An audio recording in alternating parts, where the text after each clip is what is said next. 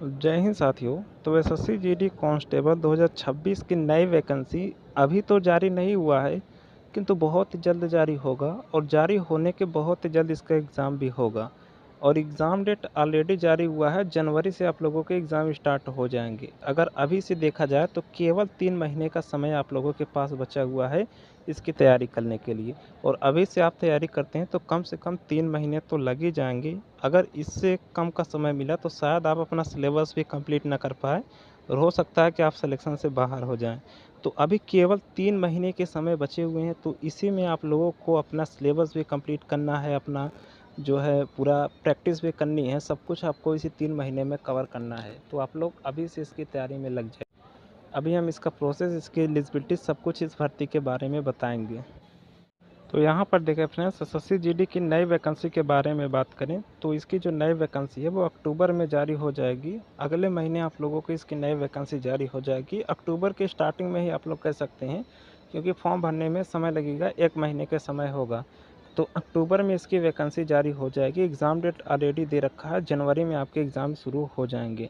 और इसकी जो एलिजिबिलिटी है आप लोगों को पता है। और इसके टोटल पोस्ट के बारे में बात करें तो आप लोग ये ना सोचिएगा कि कम वैकेंसी आएगी। 50,000 प्लस वैकेंसी इस बार भी आने की संभावना है, क्योंकि बहुत सारे लोग एसएससी जीडी छोड़कर अपने स्टेट की जो पुलिस है उसमें जा रहे हैं। तो आपके पास सुनहरा अवसर है इसमें जाने का, क्योंकि जिसको अदर ऑप्शन मिल जाता है वो दूसरी जगह चला जाता है।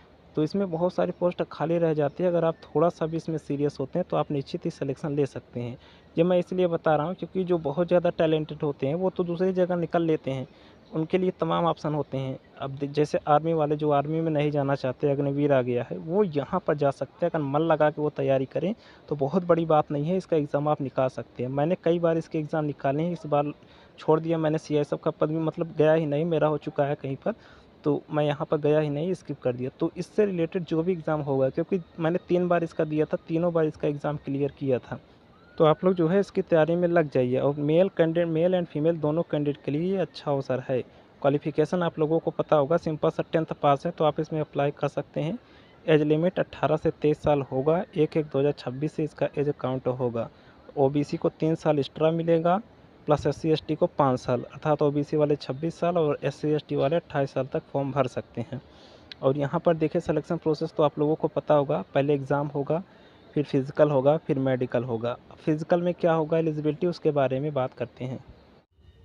तो यहाँ पर देखें फिज़िकल एलिजिबिलिटी के बारे में बात करें तो आपको यहाँ पर जो हाइट होगा, सबसे पहले मेल कैंडिडेट के बारे में बात करते हैं। तो मेल की हाइट जो होगी वो 170 सेंटीमीटर होनी चाहिए।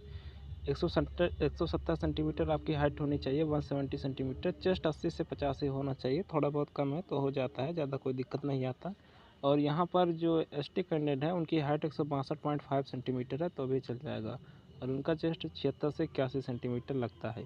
फीमेल कैंडिडेट के बारे में बात करें तो फीमेल कैंडिडेट की हाइट 157 सेंटीमीटर होनी चाहिए मिनिमम। बहुत सारे लोगों का ये भी डाउट आता है कि मैक्सिमम तो कितना भी हो सकता है, मिनिमम इतना होना चाहिए। और चेस्ट फीमेल कैंडिडेट का मेजरमेंट नहीं होता। और जो एसटी और हिल एरिया से फीमेल आती हैं उनकी हाइट 150 सेंटीमीटर ही लगेगा। और यहाँ पर देखिए रनिंग होता है। रनिंग इसमें 5 किलोमीटर होता है 24 मिनट में। क्वालिफाइंग होता है, इसके कोई नंबर वगैरह नहीं मिलते, बस क्वालिफाइंग आपको करना होता है। और फीमेल कैडेट की रनिंग 1600 मीटर की होती है, 8.5 मिनट का टाइम मिलता है। तो ये इसका फिजिकल एलिजिबिलिटी है।